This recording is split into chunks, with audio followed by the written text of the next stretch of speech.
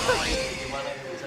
Ya senang lah bisa road trip untuk pertama kalinya jadi suami istri. Terus juga ini adalah road trip pertama saya ke Bali dan begitu juga Ririn, ini road trip pertamanya ke Bali.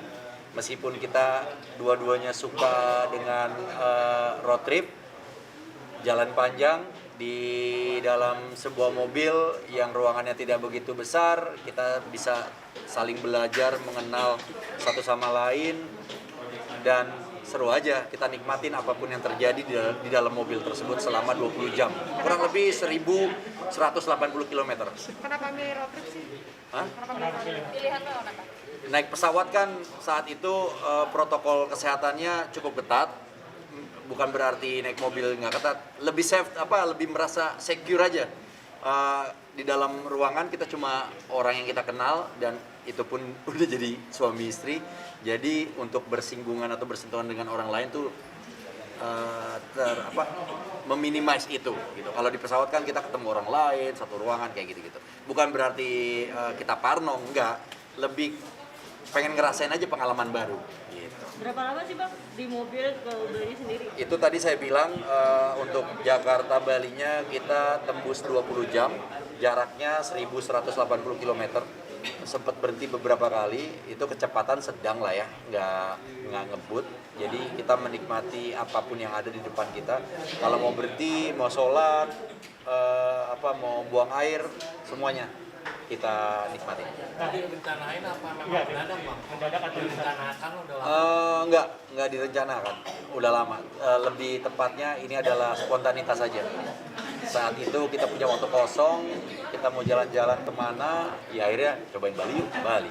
Tapi bukan berarti tidak melakukan rapid test atau apa segala macam, kan masuk Balinya juga kita dicek, gitu, dicek surat kesehatan kita. Bang, itu berarti total bersihnya di Bali berapa? Total bersihnya di Bali kurang lebih dari seminggu ya kayaknya. 8 hari apa lupa. Itu kan gue liat IG juga tuh, kayak foto-foto private lagi, kayak mau private gitu Bang, gimana ya? Stalking ya. Cocoklogi ya. Gimana tuh Bang? Kayaknya fotonya bagus-bagus, kayak private ada Enggak, jasa motret juga. gua pengen jadi foto berdua itu nggak cuma sakral atau nggak cuma diseriusin pas prawedding aja atau pre-wed aja gitu loh. Ya setelah kesananya pas udah jadi suami istri juga tiap hari juga kita pre-wed terus. Tiap hari juga kita 14 Februari terus. Setiap hari ya kangen-kangenan terus, pengennya kayak gitu. Makanya ya anggap aja ini kita pacaran terus lah konsepnya. Abang kan sekarang udah baru menikah nih dan udah sama-sama. Tadi Kak Ririn bilang katanya Bang Ibu suka lupa. Dan semua kadang-kadang ketut sembarangan Bang, bener nggak Gimana tuh? Kayak sering juga dompet lupa. Bener, baru kejadian kemarin. Ya kalau panik atau buru-buru itu suka lupa. Tapi yang kata Ririn yang paling penting jangan pernah lupa sama istri. Oh enggak dong sayang. Sarangnya yo. Bang, banyak mbak netizen tuh yang baper sama hubungan kalian. Kenapa sih baru sekarang gitu ketemunya gitu? Padahal kalian pernah main TV bareng ya, udah 10 tahun lalu. udah lama ya. Itu dia.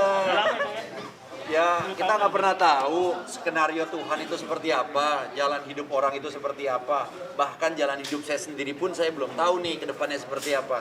Tapi selagi kita punya positive thinking, kita juga tahu apa yang kita mau,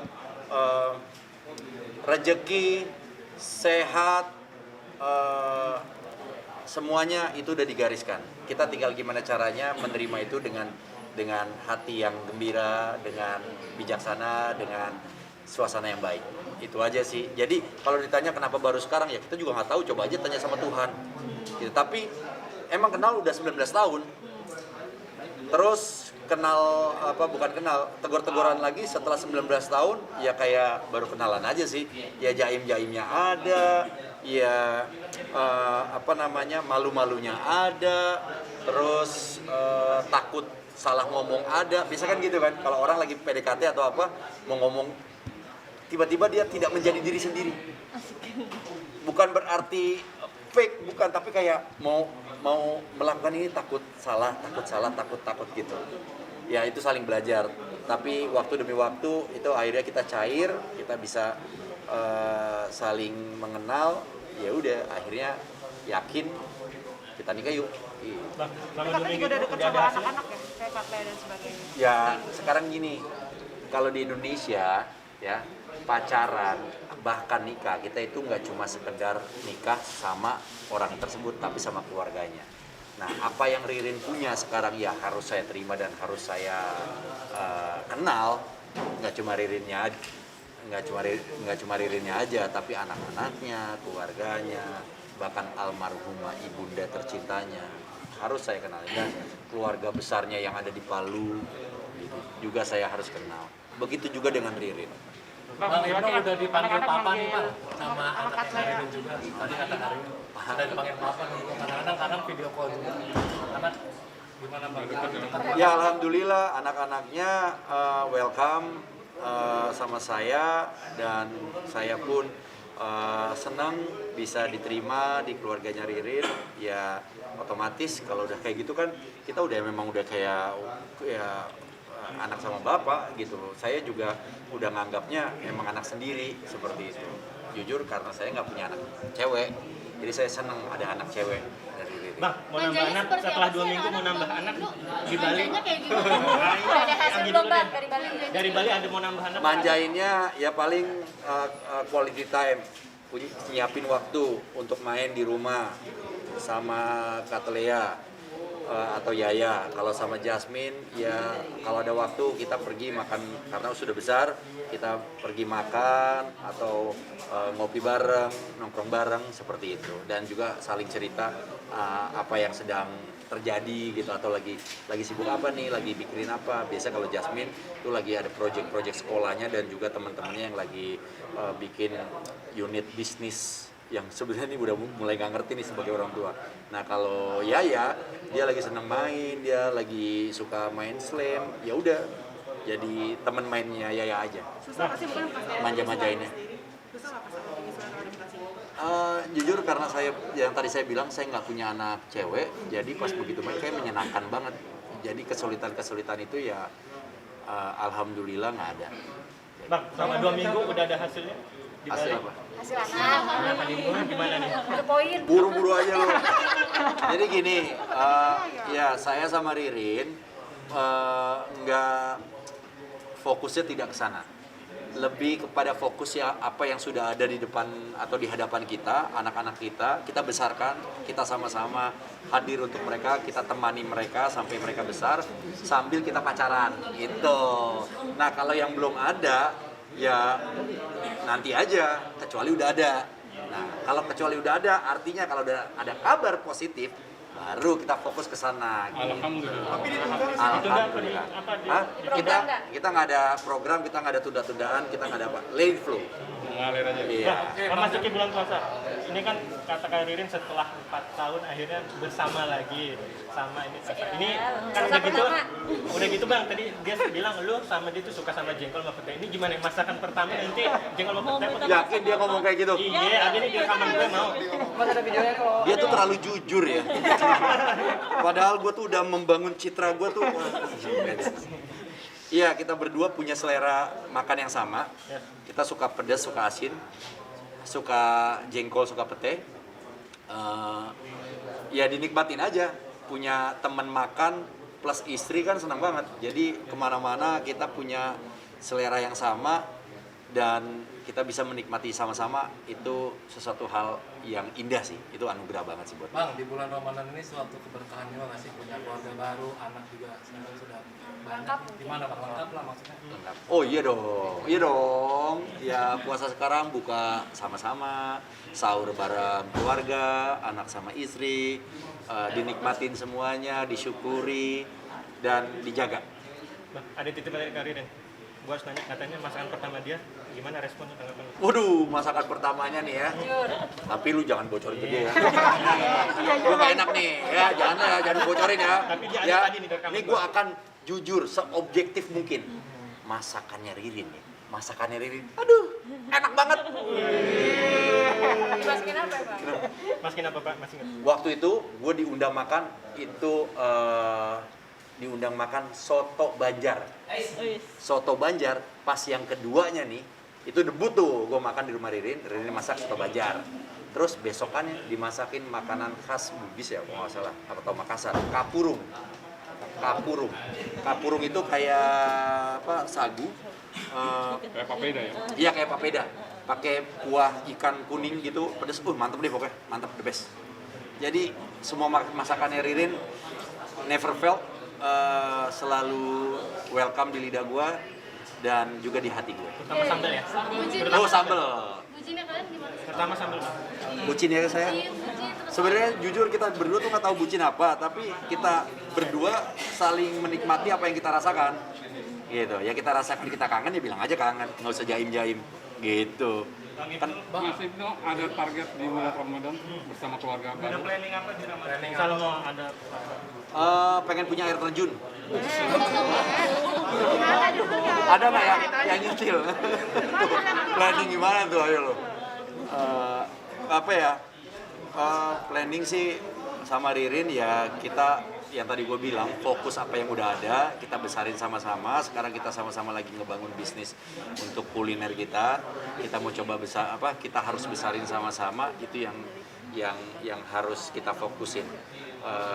Sekarang kan memang sudah mulai mengurangi untuk kegiatan di depan apa di televisi tapi lebih mencoba untuk menjadi bukan bisnismen sebenarnya. Ya mencoba peruntungan di usaha kuliner. Gitu. Bang, di setiap bulan Ramadan apa sih yang momen apa yang selalu kangenin? Ada yang nyolek-nyolek pas lagi tidur, sahur gitu. Terus dibisikin di telinga, sahur yuk sayang. Nah, berapa lama tuh? Hah? Kalau berapa lama? Itu aja sendiri. Bang Ibnu, tadi kan kalian ngasih tahu kebiasaan apa aja yang baru ditahu pas menikah. Bang Ibnu, kalau kebiasaan karir ini sendiri seperti apa sih? Riri tuh kebiasaannya apa ya? Very detail. Well prepared. Nggak nyangka ada orang seperti itu. Kalau mau pergi semua tuh harus siap. Nggak cuma sekedar ada kunci mobil sama dompet, tapi semprotan tangan, masker, terus habis itu nanti kalau kerjanya tempatnya panas harus bawa baju ganti, vitamin, tumbler, semua. Kalau pas dulu syuting di luar kota aja tuh, saya terenyuh. Semua disiapin, dipackingin. Mulai dari, mohon maaf ya, pakaian dalam, kaos kaki, baju, celana, vitamin, ini, alat-alat mandi. Terus dalam hati gue nggak sekalian bawa lemari. Semua disiapin. Itu Ririn kebiasaannya yang nggak nyangka ternyata orangnya sedetail itu. Artinya kalau kita tahu gitu, lo nyesel nggak kenapa nggak dari dulu?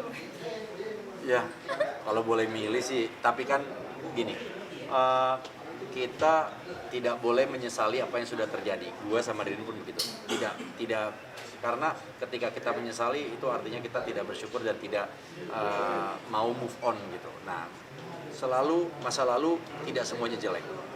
Masa lalu tidak selamanya akan membuat kita terpuruk. Nah, gimana caranya?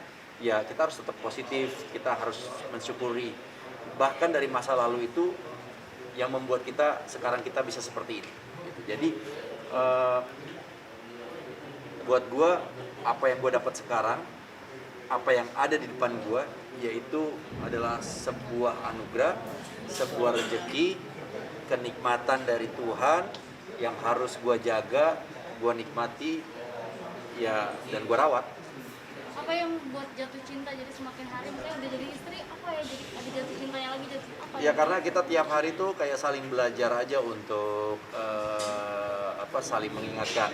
Misal ada kerjaan ini, dia punya informasi ini, dia ngajarin. Nah begitu juga dengan sebaliknya. Aku udah lama nih nggak nge-MC apa, tolong ngajarin. Kita tuh saling kayak sharing kayak gitu. Terus ada informasi, sayang kita mau usaha ini enggak, semuanya kita harus omongin di situ. Jadi